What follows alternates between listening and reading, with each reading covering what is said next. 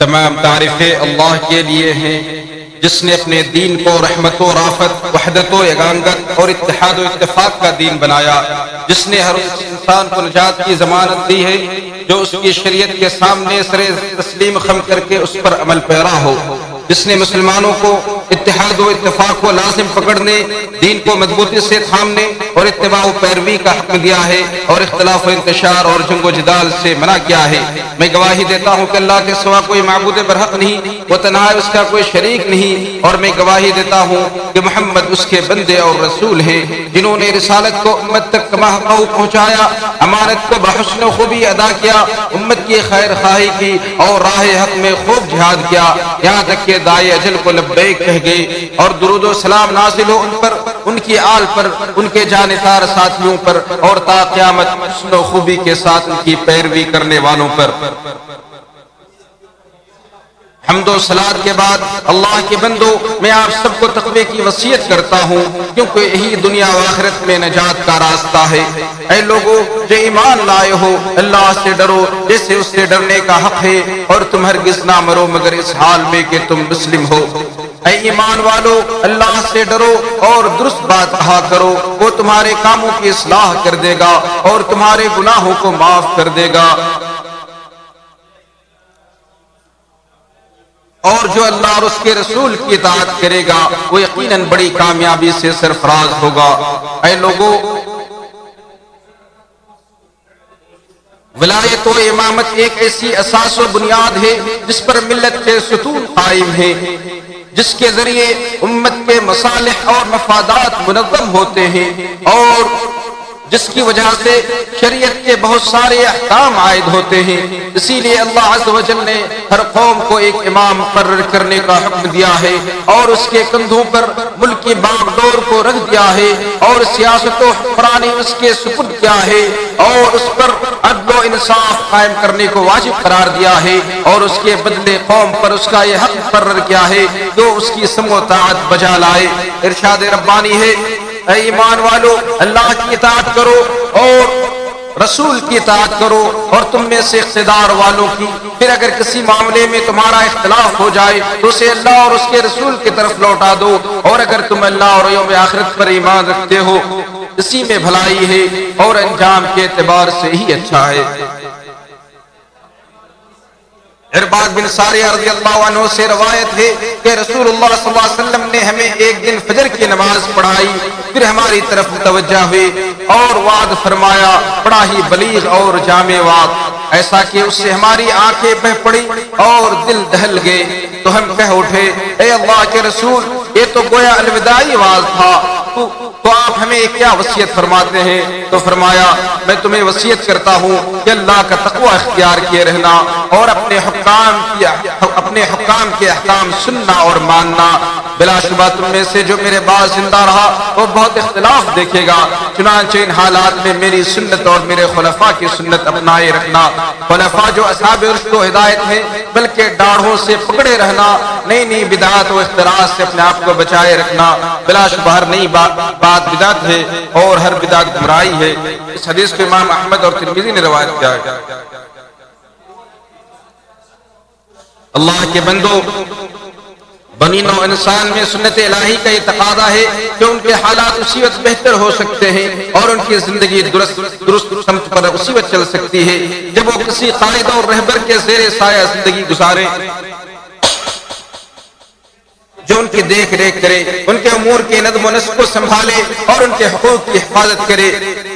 کیونکہ عزت و آبرو کی حفاظت، خون کا تحفظ، حدود کا نفاذ، دین کی حفاظت، لوگوں کے درمیان عدل و انصاف کا قیام اور ان سے ظلم و زیادتی کا ازالہ کسی امام و قائد کے زیر سایہ ہی ممکن ہے، اور اس کے وجود سے ہی ڈرے سہمے انسان کو امن و امان ملتا ہے، ناتوا انسان اپنے اندر طاقت محسوس کرتا ہے، ظالم اپنے ظلم سے باز آتا ہے، انارکی اور افراتفری کا خاتمہ ہوتا ہے، سرحدوں کی حفاظت ہوتی ہے اور اتحاد و ہم آہنگی پیدا ہوتی ہے۔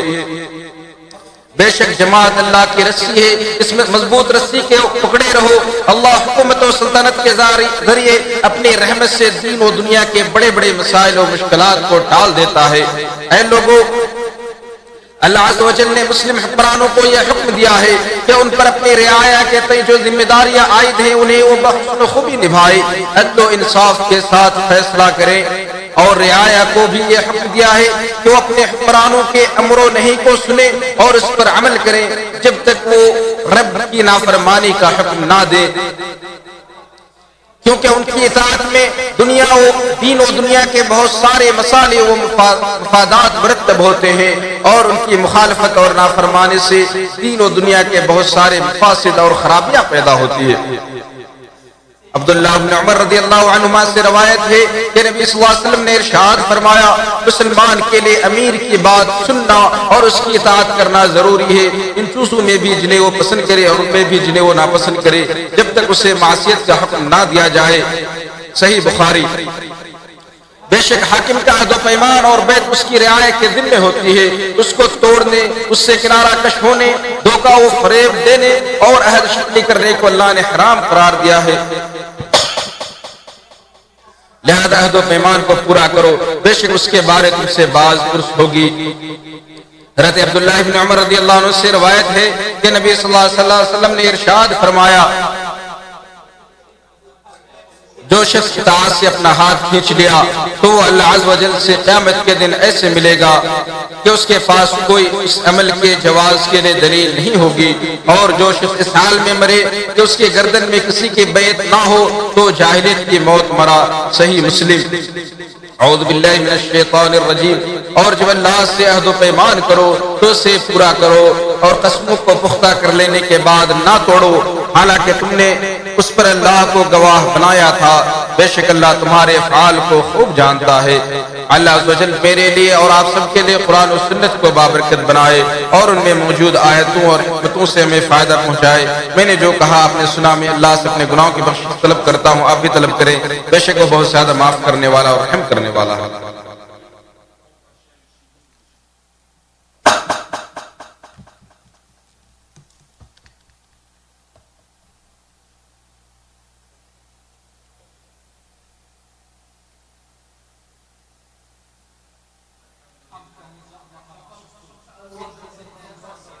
تمام تعریفیں تنہا اللہ کے لیے ہیں، اور درود و سلام نازل ہو آخری نبی پر اور ان کے آل و اصحاب پر۔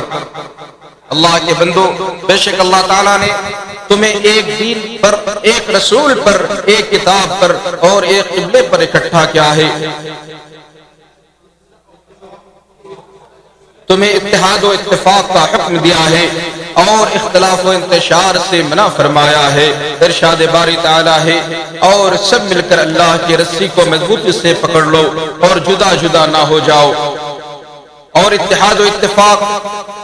حاکم کی سمع و اطاعت کے بغیر ممکن نہیں ہے۔ امت کے دینی امور حاکم کی سمع و اطاعت کے بغیر کبھی درست نہیں ہو سکتے ہیں۔ امن و امان اور عدل و انصاف حاکم کی سمع و اطاعت کے بغیر قائم نہیں ہو سکتا ہے۔ عزت و آبرو کی حفاظت اور سرحدوں کا تحفظ حاکم کی سمع و اطاعت کے بغیر ممکن نہیں ہے۔ حاکم کی سمع و اطاعت کے بغیر نہ ظالم باز آ سکتا ہے، نہ مظلوم کی مدد ہو سکتی ہے، اور نہ کمزور کو طاقتور سے انصاف مل سکتا ہے۔ کوئی بھی قوم ترقی نہیں کر سکتی مگر صرف اس صورت میں کہ وہ حاکم کی سمع و اطاعت کے لیے جھک جائے۔ لہذا اللہ سے ڈرو، اپنی وحدت و یگانگت کی حفاظت کرو، اپنے حاکموں کے لیے سمع و اطاعت کو لازم پکڑو اور آپس میں نہ جھگڑو، ورنہ تم ناکام ہو جاؤ گے، تمہاری ہوا اکھڑ جائے گی۔ اپنے ملکوں کی حفاظت اور اپنے امن و امان کے لیے کوشاں رہو اور اپنے دین کو مضبوطی سے پکڑے رہو۔ اے لوگوں، اختلاف و انتشار قوموں اور تہذیبوں کو برباد کرنے کا سب سے بڑا اور خطرناک ہتھیار ہے۔ ماضی اور حال کے واقعات میں عبرت پکڑنے والوں کے لیے نصیحتیں موجود ہیں۔ اختلاف و انتشار امت کے ڈھانچے کے لیے خطرہ بن جاتا ہے اور اس کی یکجہتی کی بنیاد کو متزلزل کر دیتا ہے۔ اختلاف و انتشار بدنظمی و افراتفری کی راہ ہے، بربادی اور تباہی کا ذریعہ ہے، اور فتنہ و فساد اور جنگ و جدال کی آگ کو بھڑکانے میں ایندھن کا کام کرتا ہے۔ اسی لیے اللہ تعالیٰ نے اختلاف انتشار سے منع فرمایا ہے اور اسے کمزوری و ناکامی کا ایک سبب قرار دیا ہے، بلکہ اسے عذاب کا بھی ایک سبب بتلایا ہے۔ ارشاد باری تعالیٰ ہے اور اللہ اور اس کے رسول کی اطاعت کرو اور آپس میں اختلاف نہ کرو ورنہ تم میں بزدلی آ جائے گی اور تمہاری ہوا اکھڑ جائے گی۔ اور دوسری جگہ ارشاد فرمایا ہے نیز تم ان لوگوں کی طرح نہ ہو جانا جو فرقوں میں بٹ گئے اور روشن دلائل آ جانے کے بعد آپس میں اختلاف کرنے لگے، یہ لوگ ہیں جنہیں بہت بڑا عذاب ہوگا۔ بے شک دشمنوں کی طرف سے برپا کی جانے والی خطرناک جنگوں اور فتنوں میں سے امت کے اندر فتنہ اور اختلاف کی بیج بونا بھی ہے۔ اور سنو، دشمنوں کی مدد کرنا دھوکہ و فریب اور امانت میں خیانت و بددیانتی ہے۔ حضرت ابو ہریرہ رضی اللہ عنہ سے روایت ہے کہ نبی اکرم صلی اللہ علیہ وسلم نے ارشاد فرمایا جو حاکم کی اطاعت سے نکل جائے اور مسلمانوں کی جماعت چھوڑ دے اور اسی حال میں اس کی موت ہو جائے تو ایسی موت جاہلیت کی موت ہے۔ جو شخص ایسے جھنڈے تلے لڑائی لڑے جس کا مقصد واضح نہ ہو، وہ عصبیت کی بنا پر غصے میں آتا ہو یا عصبیت کی دعوت دیتا ہو یا عصبیت کا تعاون کرتا ہو، پھر اسی حالت میں مارا جائے تو اس کی موت جاہلیت والی موت ہے۔ جو میری امت کے خلاف لڑائی کے لیے نکلے اس طور پر کہ امت کے نیک و برے لوگ سبھی کو مارے، نہ مومن کو چھوڑے نہ معاہد کے عہد کو نبھائے، ایسا شخص ان میں سے نہیں اور میں اس میں سے نہیں ہوں۔ اسے امام مسلم نے روایت کیا ہے۔ کہ اللہ تو مسلمانوں کے حالات درست فرما دے، انہیں اپنے اپنے ملکوں میں امن و امان عطا کر ان کی شیرازہ بندی کو مضبوط و مستحق فرما، انہیں حق پر ایک زبان کر دے، ان کے دلوں میں الفت و محبت ڈال دے اور ان کے درمیان صلح صفائی فرما۔ اے اللہ انہیں اختلاف اور ظاہری و باطنی فتنوں سے محفوظ رکھ، ان سے لا قانونیت اور افراتفری کی تمام راہیں مسدود فرما دے اور انہیں امن و استقرار کی نعمت عطا فرما۔ اے اللہ تو اسلام اور مسلمانوں کو عزت و غلبہ عطا فرما، اپنے موحد بندوں کی مدد فرما اور اس ملک اور تمام اسلامی ممالک کو امن و امان کا گہوارہ بنا دے۔ اے اللہ تو ہمارے ملکوں میں ہمیں امن عطا کر، ہمارے اماموں اور حاکموں کی اصلاح فرما۔ اے اللہ تو خادم حرمین شریفین کو اپنی خاص توفیق و تعیز سے نواز۔